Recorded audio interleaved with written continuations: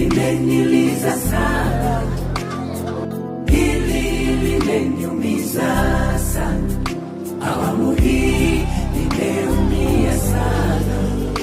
Mungu wangu nisaidie, mbona umeniacha sana, katika hili nimeumia sana, nakiri na kuhitaji sana. Mungu wangu nisaidie. Ungeniuliza singekubali mimi, mpendwa wangu nimwache aende, rafiki yangu kipenzi aende. Mungu hapana, kwangu si sawa. Ile mipango tulipanga imezima, kwako ni sawa, ila nabaki peke. Mimi nilianza kazi hapa 1994 nikiwa kijana mdogo.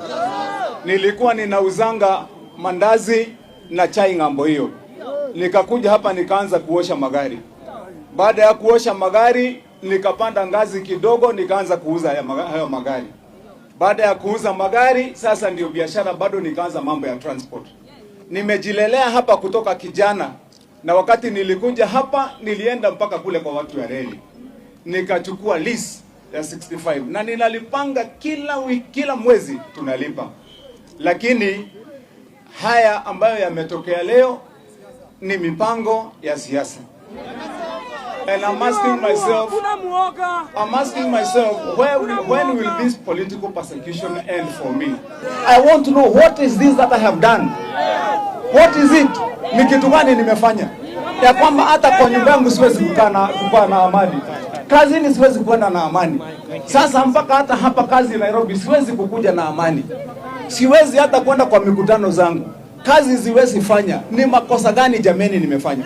Ambaye kila saa lazima niandamwe. Hizi risasi mnaona hapa, hizi risasi hizi zimepigwa hapa usiku zikiwa live.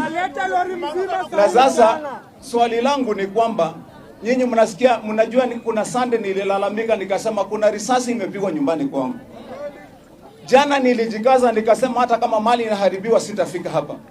Kwa vile sijui kama hizi risasi zilikuwa zimewekwa zinilenge mimi mwenyewe. Tuko na court orders which was signed wakati tulisikia wanatutishia, wanakuja usiku, wamekuja karibu mara 5 mfululizo. Lakini jana wamekuja mpaka kupiga risasi, kupiga mpaka live, kupiga mpaka tear gas, ndio wafaulu kwa ile kitu yenye walikuwa wanakuja kufanya. Jana asubuhi Relus walikuwa na sisi kotini na magistrate akapatiana order ya kusema wasiingie hapa na wasibomoe chochote.